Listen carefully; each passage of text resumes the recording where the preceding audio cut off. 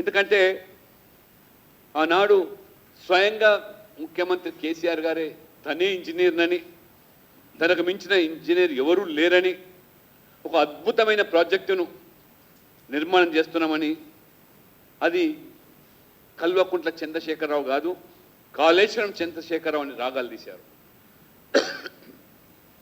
ఒకనొక దశలో ఒక బ్రహ్మాండమైన పర్యాటక కేంద్రంగా మరి తీర్చిదిద్దడమే కాకుండా ప్రపంచ స్థాయిలో పర్యాటకులు ఆకర్షిందని చెప్పి కూడా బీఆర్ఎస్ నాయకులు ఏ రకంగా మాట్లాడారు. కాబట్టి ఇది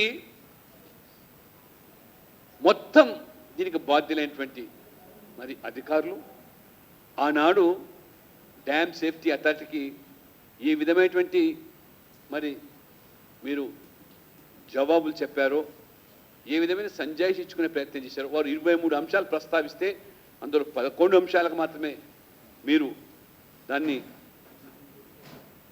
జవాబులు చెప్పి తప్పించుకునే ప్రయత్నం ఈ రకంగా చేశారు.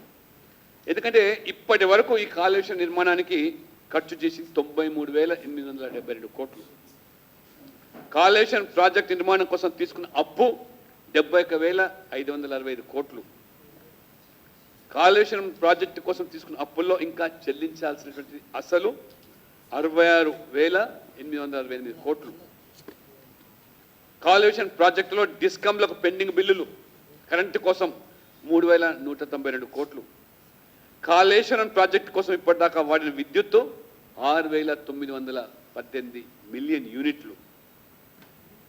మరి కాంక్రీట్తో కట్టినటువంటి మేడిగడ్డ కుంగితే ఇది ఆనాడు మంత్రులు ఏ రకంగా మాట్లాడారు?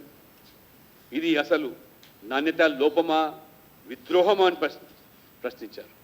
కానీ నిన్న మంత్రులు మీరు ఏదైతే గుంపుగా వెళ్ళి అఖిల పక్షాన్ని విస్మరించి ఎందుకు ఇవాళ ముఖ్యమంత్రి రేవంత్ రెడ్డి గారు ఇంత పెద్ద అవినీతి కుంభకోణానికి సంబంధించిన కాళేశ్వరం ప్రాజెక్టు విషయంలో దానిని ఇవాళ చిన్నదిగా చూసే ప్రయత్నం జరుగుతుందా అనేటువంటి అనుమానాలు వ్యక్తమవుతున్నాయి. ఏ అధికారులు అయితే ఆ రోజు బాధ్యులుగా ఉన్నారో, ఏ అధికారులైతే 2021లో ప్రాజెక్టు కంప్లీట్ అయిందనేటువంటిది ఏజెన్సీకి సర్టిఫికెట్ ఇచ్చారో, మరి ఆ అధికారులే నిన్న ఈ ప్రభుత్వం ఆ అధికారులకు మరి నమ్మి